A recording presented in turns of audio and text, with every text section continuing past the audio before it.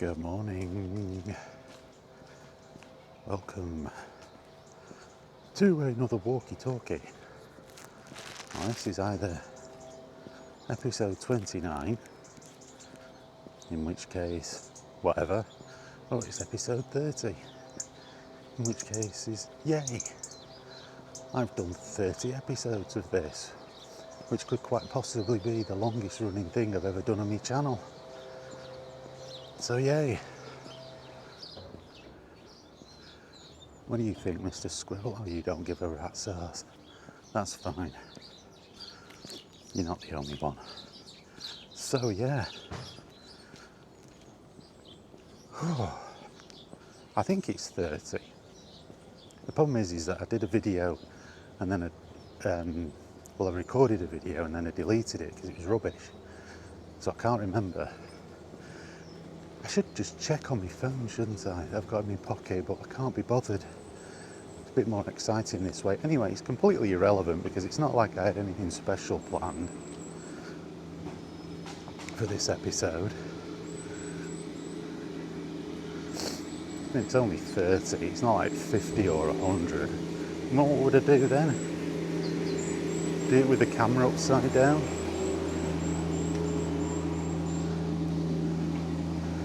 I mean, we're not that far away from me doing that anyway.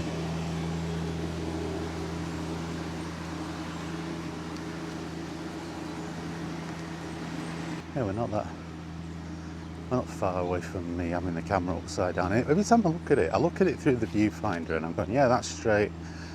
And then when I pull it back towards me, I think that's when it goes a bit crooked. Got wonky arms, I think. Anyway, I've ordered another microphone off of Amazon. They were on special. So I've ordered another microphone. This one's working. Seems to have no problem when I'm indoors testing it. I did it 4 times on the trot yesterday and it connected. No problem. I come outside and it took a little while this morning to connect, but it did connect, so I don't know what it is. Maybe it don't like the cold. Who knows? Oh God, it was raining so badly here last night. I just remembered. This is going to be hellacious. So yeah, I could do with a backup mic anyway. They do normally sell them in 2s, but I cheaped out and just bought one that just had 1 in it. And I think it'd be better with 2. And it was on special. And it looks like DJI. I always want to say DJI, but it's DJI. Have introduced a new one. This is like Mini Mic 2. And they've introduced a Mini Mic 3. And that's substantially more expensive. You nearly got to buy 2 of them and the receiver. It's nearly as much as the camera. So I wonder if it's one of them where, hang on, now I'm going this way. I wonder if it's one of them where they've kind of replaced the Mini Mic 2. Maybe it just wasn't reliable. I don't know. I'll have to wait. If that is the case, it's going to be ages before I can afford to buy the Mini Mic 3. I mean, it's a few £100. Well, just to buy one, give you an idea, is £84. Just to buy one. The one I've just bought, the Mini Mic 2, alright, there was money off it, but it's £23. The Mini Mic 2 that I've just bought. And on top of the, if it was its normal price, I think it's about £40. So it's a substantial price increase, but we'll see. I mean, this one's worked perfectly fine up until the past few days, so we'll see. Once it connects, it's fine. It's just an issue of getting it to connect. So we'll see anyway. So I haven't even said what we're going to talk about. Well, my War of the Worlds video, that was fun to make. I've got a few little things to talk about gaming though today. And then tomorrow, I'm thinking of doing a talk about on my walk, the Walkie Talkie. I'm thinking of it being about the 1987 movie Predator, starring Arnold Schwarzenegger, because the Predator Badlands has just come out, and it seems to be well received. I've not seen it myself, so I can't pass judgment on it. But yeah, we'll see. Anyway, I'll leave that here, and I shall see you all in the park. All right. On the microphone connected straight away, so that's not bad. We'll take that. So yeah,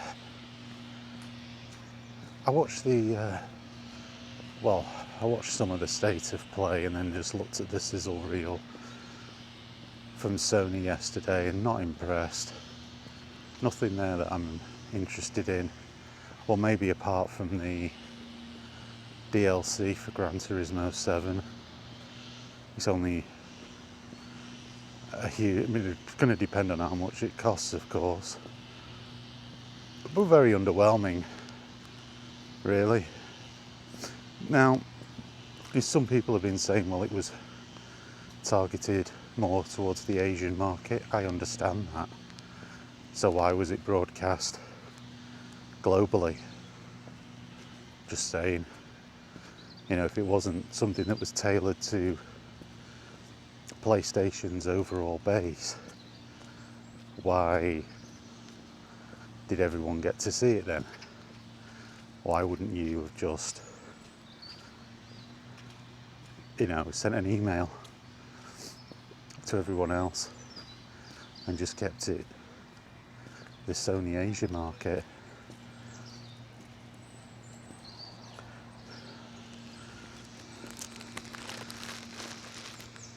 I don't get it. I really don't get it.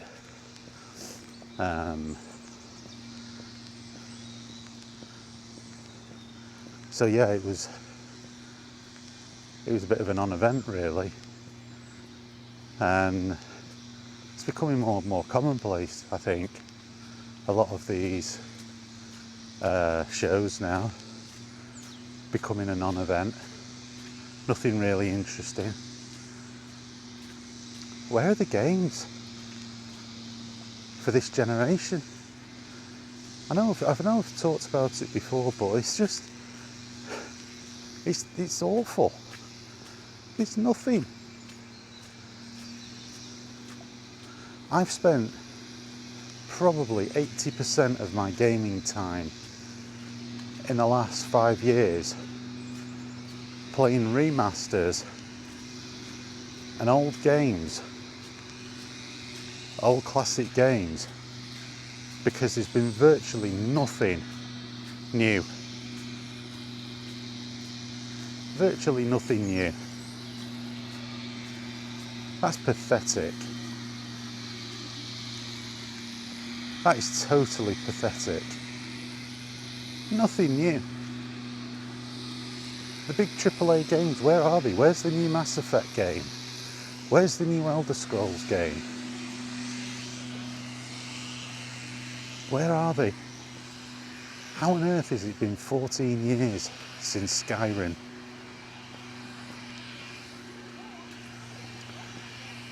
$14 since Skyrim come out on you know, the Xbox 360, PS3 and PC. 14 years.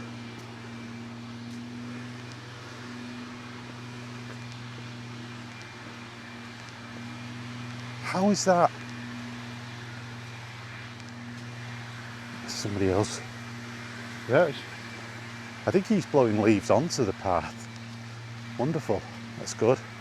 But yeah, How is it 14 years between Skyrim and Elder Scrolls 6? Does it even have a proper name yet? I don't know. Probably, I just can't think off the top of my head. How? What was it, 5 years between Oblivion and Skyrim? 5 years, wasn't it? I think it was. And Oblivion 2006.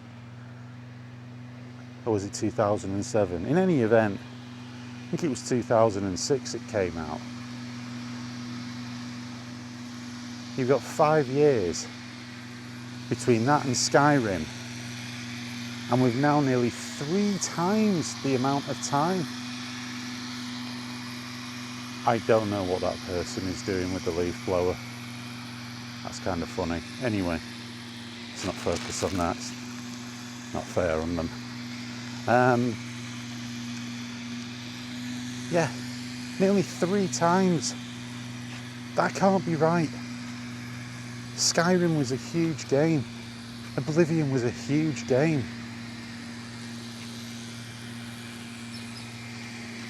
How many years was it between Morrowind and Oblivion? Didn't Morrowind come out like 2000 or 2001?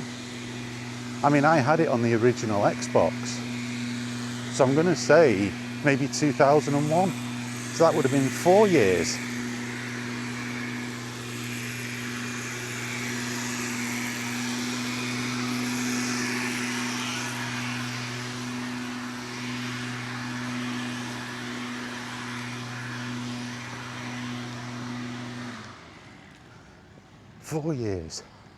That is ridiculous. That we're now talking of 14 years and we've still not got a launch date.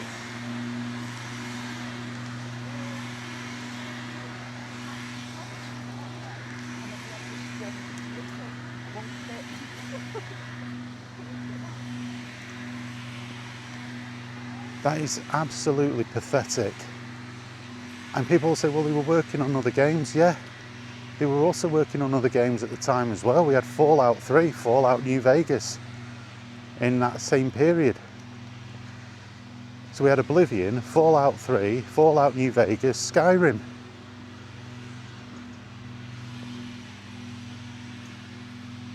Between 2006 and 2011.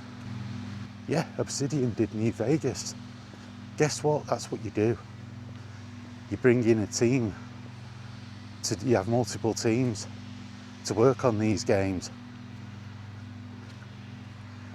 What have we had since Skyrim? What have we had? Starfield. That's it. Oh, sorry. Fallout 4 and Starfield. But it's still a 14-year development cycle. And the remasters don't count because the remaster for Oblivion was developed by a completely different studio. Although they adhere to the same Bethesda traits of releasing a fundamentally broken game and then not fixing it. What the hell is happening, guys? I don't buy into this development time. This is poorly managed projects. This is overreaching, poorly managed projects. Nobody reining it in and making things. Look how these games, the remasters of these games sold. They sold well. Skyrim has continuously sold in every iteration when it's come back. What does that tell you? That people don't want a game world the size of planet Earth. Though they were happy with what they had. Just tell a new story. Put a little bit more spit and polish. Well, the technology is supposed to take care of that.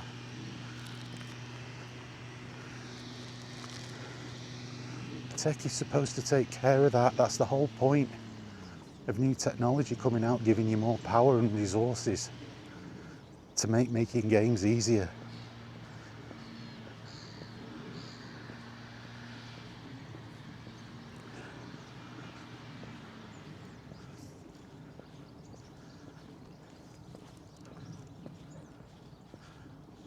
completely messed it up.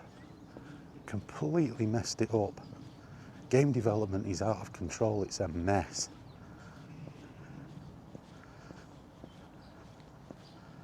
And when the games are coming out, they're broken.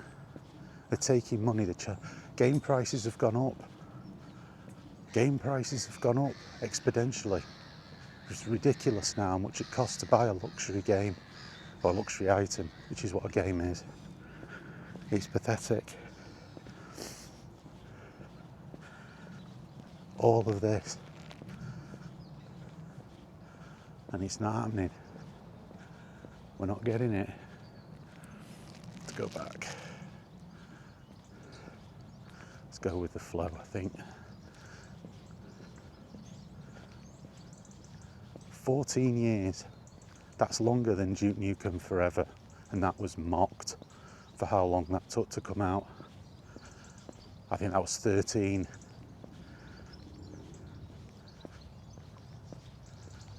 This isn't working, guys. Why is no one standing up in the games industry? People that are running this and going, this isn't working. We've got to go back to how we used to do it, because that worked. Games were coming out in a better state than they are now. They were selling more and they were more affordable. It's not rocket science, is it? Let's be honest. It's not rocket science, and you can't just keep hiding behind the old cliche, well, development costs have gone up. Why?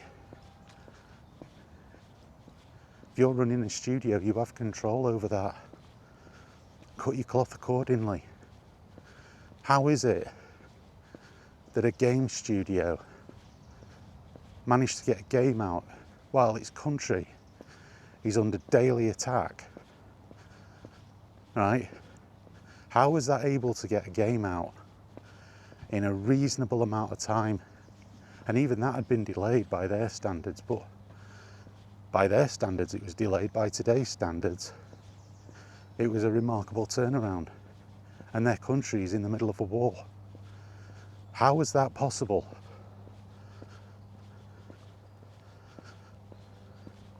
How? And yet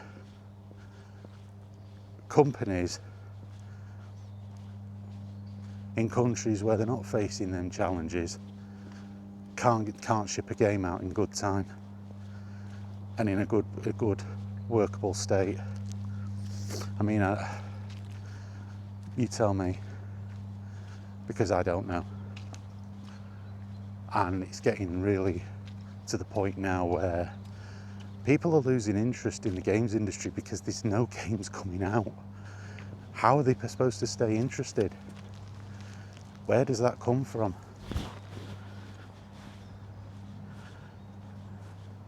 If you're not launching games, you're not releasing games, how are people supposed to stay engaged? They're not, are they? They can't buy what's not there. And when it does come out, it's an absolute car crash. You've killed yourself.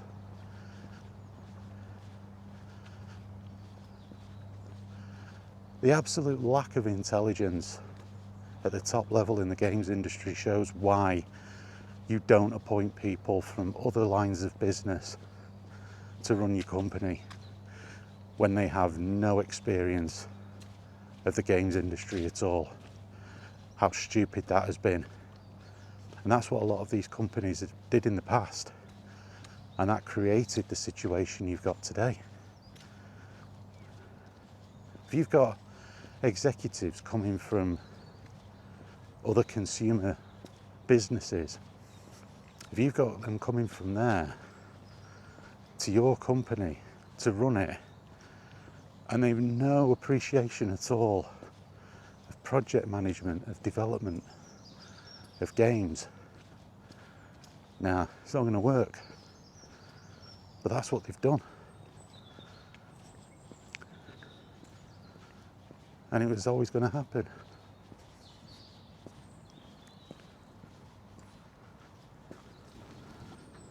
This has been a perfect storm. and now that storm has hit. And like I said in another video, I don't think we've hit the bottom yet, but I don't think it'll be recoverable when we do. I don't think it's possible to recover from the crash that's going to hit, or is hitting us right now. The only question is, it's not a question of if, it's now a question of how severe. The question is, at what stage are we at in this crash? How close to the bottom are we? And what will be the recovery plan for the future? Because I don't think there is one. It won't go back to how it was because people are incapable of actually seeing why it worked. You've got too many egos in the games industry right now. You've got too many egos that insist that theirs is the right way. They're saying we're right and everyone else is wrong. And that's when they're clearly wrong themselves.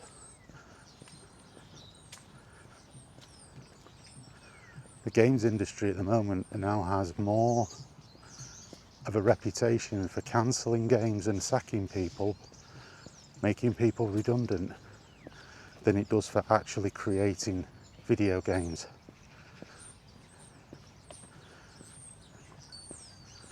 That's been more prevalent than anything else in the games industry. How sad is that? What do you say, Mr. Magpie? It's wanking it.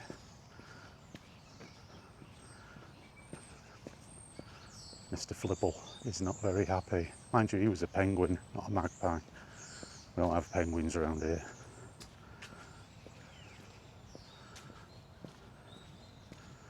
But that's your problem. What is the games industry? How are they making money these days? By sacking people. There's no creativity. You're having to go to indie games and indie game devs. Thank God for that. Because without that, we'd be screwed as gamers. We'd have nothing. We'd have absolutely nothing. And I know I've said this before. I know that. But it's true. And when you watch stuff like the State of Play, it's like, they put it out there on their social media, hey, tune into State of Play to see what's coming up at PlayStation, and that's what you get. That's what you get. Great.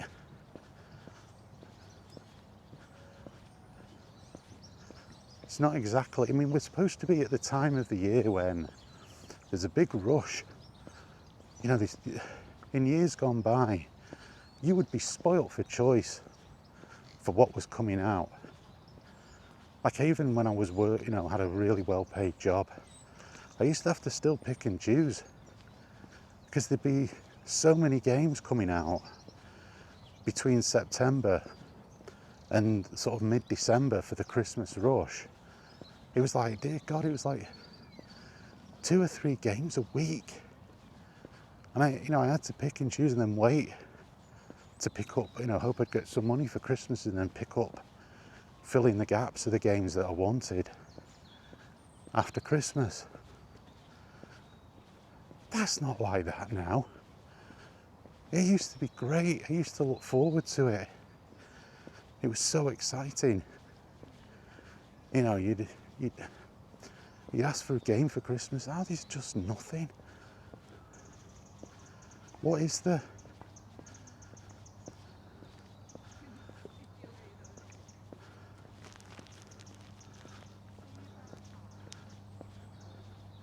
There's zero.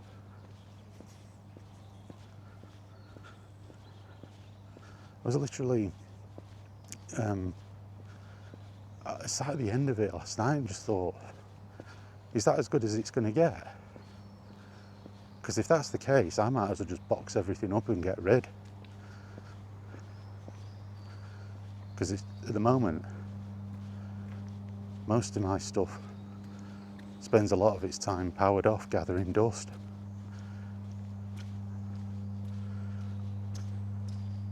Bored. I can't believe I'm saying it. And it's not because I don't like games anymore. It's literally there is nothing to play.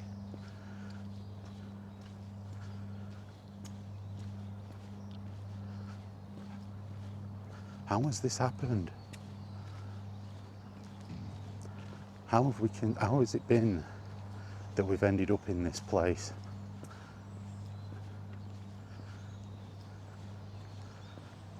And the fact that there's people within the industry complaining about gamers, actually blaming gamers. Well, when people don't have the money and there's nothing for them to buy, what do you expect? And when people have limited resources and you're releasing games that are broken, that take months to patch, meaning that there's no real point starting to play the game until it has been fixed. Because why would you want to play something broken? When you have that, why should people buy? Why should people go out and spend 60, 70 pounds or dollars on a game that they're not going to even play or won't be in a fit state for a period of time after launch, be it weeks, months, God, in some cases, years.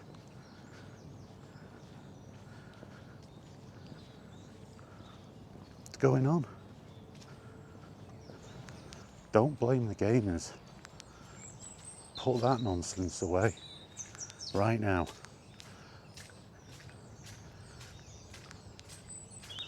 This Fallout 4 Anniversary Edition, my God, what a disaster for Bethesda that is.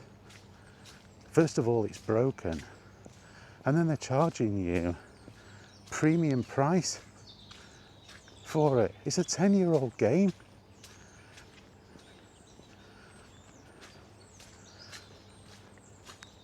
And they're saying, well, you know, people who watch the show, who've never played it before, come in and play it. Show's not on at the moment.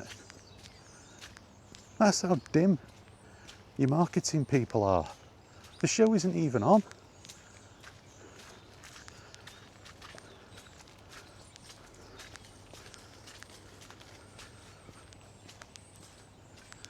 We're between seasons. People aren't talking about it right now. It's not in the public eye. And you're releasing a 10-year-old game at premium price to target the people who watch the show. How many people's that? By the way, that don't already have the game or wouldn't have already picked it up.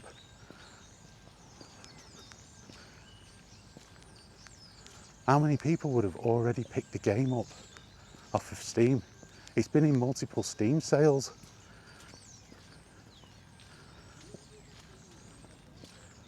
It's always on sale.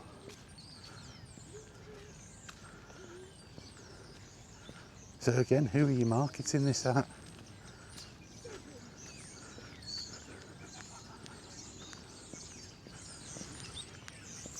Who are you marketing this at? They've already bought the game.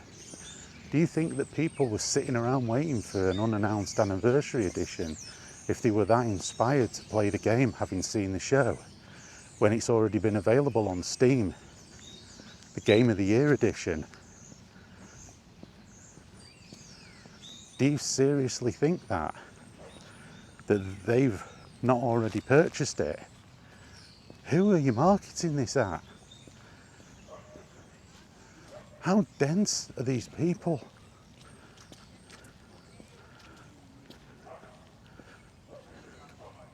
It's literally a market that doesn't exist. I just feel like saying, guys, you're a day late and you're $1 short with this. People have already gone and bought it. The only difference between the Game of the Year edition and this is the mods, which you were able to purchase anyway. They call it the Creators Bundle. They want £18 for it. It's laughable. It's so clueless. They're so damn clueless.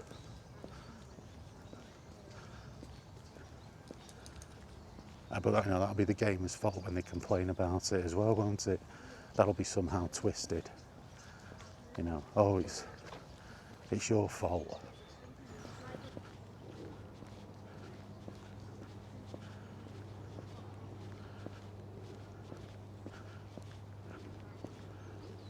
Like, you know, I'm just done with this nonsense. You know, now that's been a lot of negative reviews now on Steam for the game. And there'll be those that'll be saying, oh, what are you doing that for? Well, how else are you heard these days? You know, at some point you have to do what you can. It's the whole purpose of those reviews. Somebody put up on one of my videos that used the phrase review bomb, and they said they didn't like it, and I agree. I don't like it either. It's just, unfortunately, it's a universally understood phrase. But no, it's not a thing. Bad review is a bad review. People are entitled to leave it if it's because they feel aggrieved about the game or the way the game is being distributed, marketed and sold. It's what it's there for. And these companies that complain about the attitude of gamers, well, hey, guess what? They're just holding a mirror up to yourselves. That's all. And if you don't like what you see in the mirror, that's you. That's not gamers. Gamers haven't changed. Marketing people like to say that they have. Oh, they love that. They love, you know, changing market attitudes. Nah, people essentially want games that are fun and entertaining.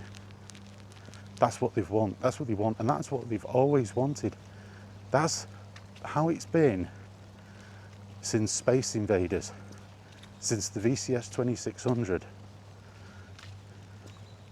since the Commodore VIC-20, the 64, the 48K Spectrum, the Amiga, the Atari ST, the Master System, the Mega Drive, the NES, the Super NES, PlayStation, N64, PC.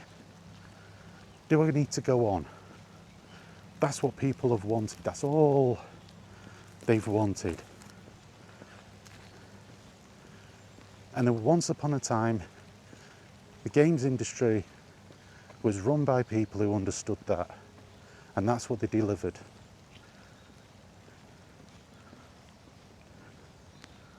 Now, they pump out stuff nobody wants. It takes an eternity for games to come out. And by that time, the hype has died, the interest has died, and when it does come out, it's broken. And people go, hey, that's not cool, guys, we don't want that. And the people that run the games industry goes, you're being toxic. Get lost. Get lost.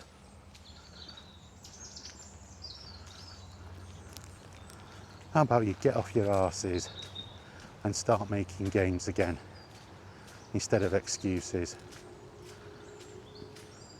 How about you get off your arses and stop cutting studios to pieces before a game's even released, then delaying the game? How about you do that? How about you actually make things that people want to play? How about you do that?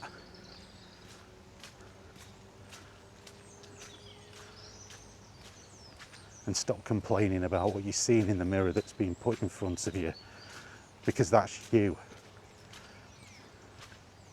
Not gamers, not your customers, not the people that you're asking to spend huge sums of money, not just on the game, but then on the plethora of questionable quality DLC that you're charging them for stuff that used to be in games on launch, stripping stuff out of games and then charging it back to people.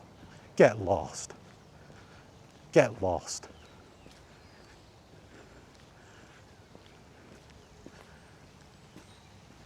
You want to fire people? Fire these CEOs. Fire the people running this shit show. Not the devs. I don't blame them, ultimately. But blame the bloody people running this shit show. And get rid of them. But you've not got the bottle. You're gutless. No. Just blame gamers for not buying any old slop that's thrust before them, insulting them.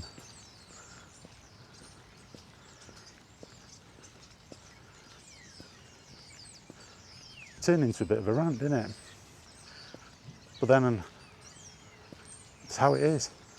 I know I've covered some of these points in previous Walkie Talkies, but you know, when you see what the games industry is doing right now, what else do you do, eh? What else do you do? Well, predictably, the heavens have opened. Can't really complain today. It's looked like a complete and utter dumpster fire weather-wise, so I've vented my spleen, and I think that'll be it for that side of things, you know, unless the games industry does something else. You know, any videos that talk about games will have a different slant to them, a more positive one. But that just needed to vent. It's just getting ridiculous now.